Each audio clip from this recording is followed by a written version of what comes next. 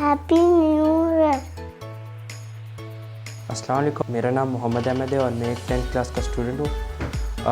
आज मैं एबटाबाद के बाज़ार से आया और मैंने काफ़ी लोगों को देखा तो SOPs का लोग ख्याल नहीं रखते, उनसे वो कोरोना का शिकार हो जाते हैं और जिससे उनकी जब डेथ होती है तो उनकी फैमिली को नुकसान होता है और बल्कि उनकी फैमिली को नहीं बल्कि पूरे मुल्क को नुकसान होता है।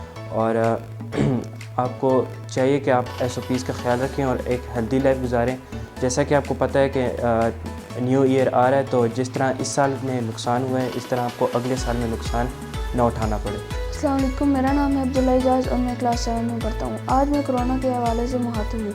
आज मैं अपने एबटाबाद के बाज़ार से गुज़र रहा था तो लोग मास्क नहीं पहन रहे थे और SOPs का ख्याल नहीं रख रहे थे। तो मैं चाहता हूँ कि आप मास्क पहने और SOPs का ख्याल रखें ताकि हमारा आने वाला साल भी अच्छी तरीके से गुजरे।